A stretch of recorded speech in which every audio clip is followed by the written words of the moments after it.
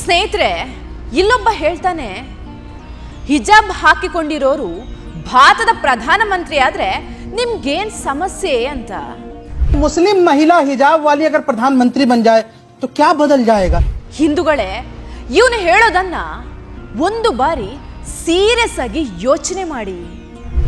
ಇದೇ ವ್ಯಕ್ತಿ ಇನ್ನೊಂದು ಕಡೆ ಹೇಳ್ತಾನೆ, ಪಾಕಿಸ್ತಾನದಲ್ಲಿ 25 ಕೋಟಿ ಮುಸ್ಲಿಮರಿದ್ದಾರೆ, ಬಾಂಗ್ಲಾದೇಶದಲ್ಲಿ 25 ಕೋಟಿ ಮುಸ್ಲಿಮರಿದ್ದಾರೆ, ಭಾರತದಲ್ಲಿ 25 ಕೋಟಿ ಮುಸ್ಲಿಮರಿದ್ದಾರೆ, ಒಟ್ಟು ಸೇರಿದ್ರೆ 75 ಕೋಟಿ ಮುಸ್ಲಿಮರಿದ್ದಾರೆ.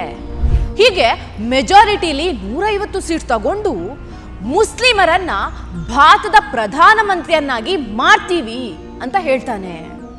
और पाकिस्तान के रहने वाले 25 करोड़ मुसलमान और बांग्लादेश के रहने वाले 25 करोड़ मुसलमान और हिंदुस्तान के रहने वाले 25 करोड़ मुसलमान, ये तीनों मिलकर के